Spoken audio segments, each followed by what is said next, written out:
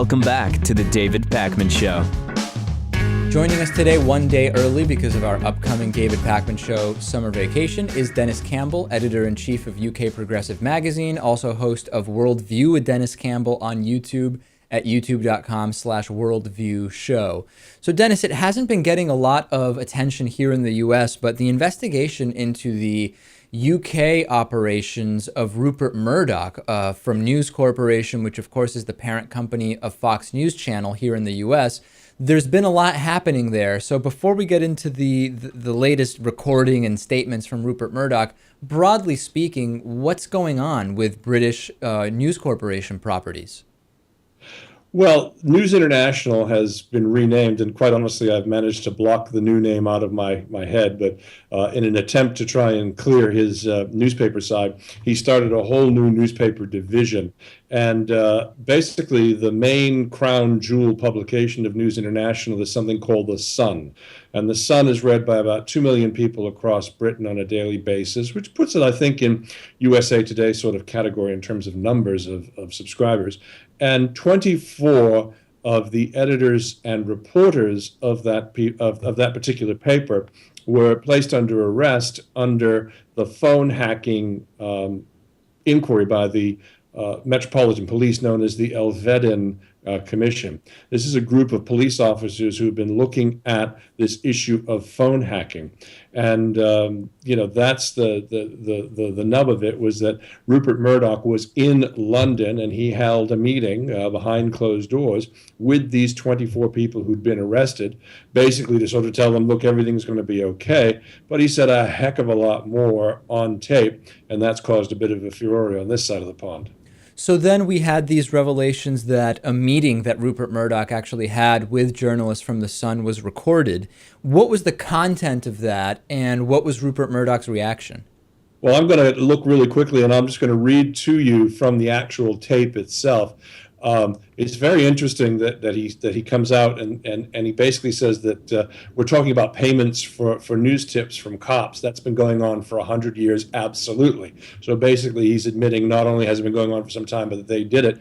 And he does a little bit of poor me as well. He says, well, we're being picked on. I think it was the old right-wing establishment, Lord Putnam or worse, the left-wing get-even crowd of Gordon Brown. So there was a sort of, we got caught with dirty hands, I guess, with the news of the world, and everybody piled on in. So that was what he said actually in the meeting. He admitted that there was a 100-year-old tradition of paying for sources, paying actual public officials, and then that indeed they had done that there at The Sun, and that poor us were just getting piled on by the press. So if I understand correctly, the kind of argument from Rupert Murdoch was not at all to deny that they were paying police, but to say, listen, everybody's doing it and we're being singled out in some way or picked on because particular politicians don't like us and it's unfair for us to be the only ones to be punished. Is that more or less the argument he's making? Exactly, and it goes even worse than that. He testified over the last summer, before something called the Leveson Inquiry. This was Lord Justice Leveson's inquiry into the behavior of the press. It went on for a long period of time. We've talked about it on this show many times. And in his testimony, he said, no, there were no illegal activities such as, payments to public officials that he knew of.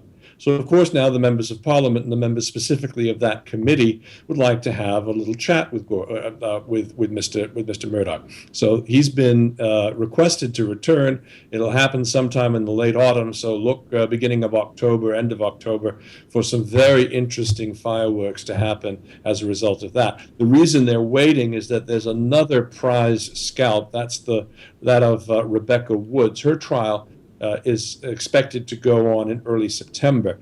So the MPs want the trial to be out of the way for her and then move forward.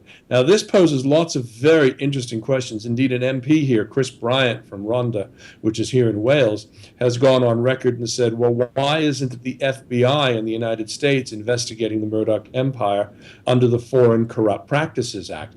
Because payments to officials for information is definitely a bribe. It's definitely illegal, and illegal activities would fall under the scope of that. So the stakes were raised on this side by basically saying to the Justice Department and the FBI, get off your butts and do something here.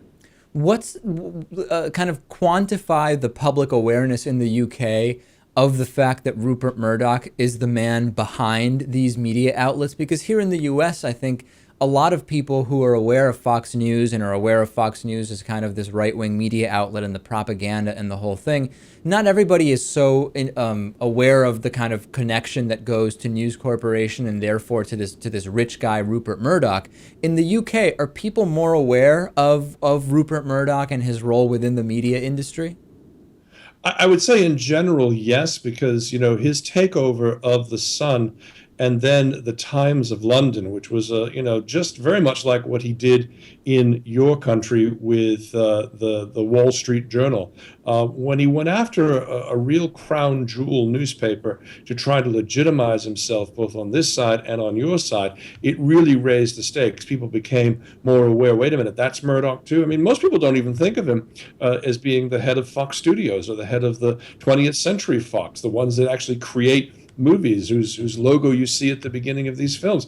It's a vast media empire, and he's tried basically to spin off the newspapers where there could be potential libel lawsuits and other damages from the more crown jewels of the broadcast television network and the movies. So this is going to be very interesting to watch because the Foreign Corrupt Practices Act has real teeth. This could cost him his licenses. This could cost him Fox News. This could cost him all of his channels that are there in the States, because once the FBI gets involved, this then gets the attention of the FCC.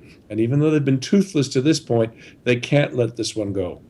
All right, we're definitely going to keep following it. We've been speaking with Denis Campbell, editor-in-chief of UK Progressive Magazine. Check out Denis's new channel on YouTube, BookView TV, youtube.com/BookView TV. Denis, thanks as always, and we'll see you after our vacation. Have a great time, guys. The David Pakman Show at davidpakman.com.